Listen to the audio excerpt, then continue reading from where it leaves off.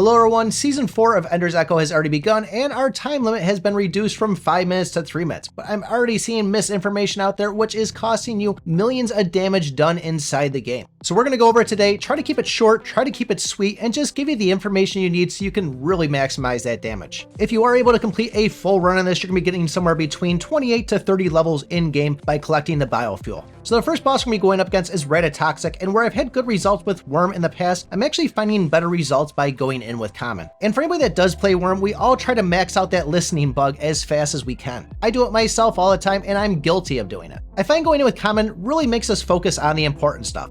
Evoing our weapon, evoing the drones, and grabbing all those high-powered bullets. When it comes to gear, I'm only really focused on 2 things, and that's going to be the Eternal Suit and the Kunai. However, the gloves can be a different story. When I had both the Army gloves and the Eternal gloves at Legend, they both seemed to be pretty good, but the Eternal gloves did do better. When I did have the Eternal gloves at Epic and the Army gloves at Legend, the Army gloves did outperform. If you do have the Voidwaker gloves at an equal rarity as the Nara one, definitely go for those Voidwakers inside game.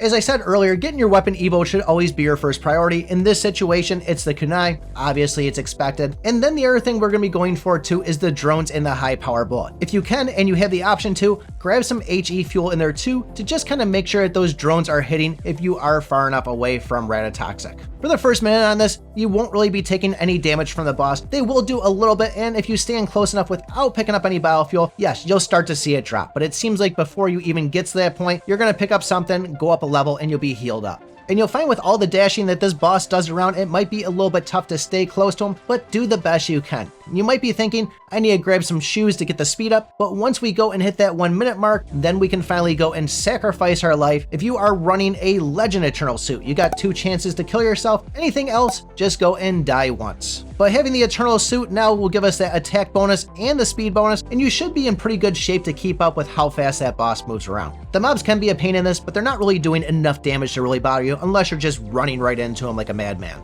And where I see a lot of people say when this boss goes underground to just start running away, this is the last thing you want to do. If anything, you want to run towards this boss and just take a quick hit from them. This will make it where they're not underground and you're able just to constantly keep going into battle. Every time they're underground and you're running, well, you're just losing out on that damage. The other thing I'm seeing a lot of people do is when the poison gets launched out, they're looking for that open area like, oh, I gotta be safe. I gotta go head to the safe zone. You don't want to do this. Your main focus should be sticking close to this boss at all times. And honestly, the poison really doesn't hurt that much. Yes, you're going to take a little bit of damage, but if you're focusing on sticking near the boss and maneuvering its dashes, then for the most part, you're going to be in good shape. As I said, go in with Common, slap on the Kunai, Eternal Suit, go and get the drones evo, the Kunai evo, and grab that high-powered bullet with some HE fuel, and you're going to see some decent numbers if you stick to those couple of tips that I just gave you. If you didn't know, Habby already has a new game out called Snaker, and it's only available in select countries. I made a video on it yesterday, and I'm having a ton of fun playing it. If you want to check it out, I'm going to have it right up over here. Other than that, don't forget to like, subscribe, and remember, I pick my butt.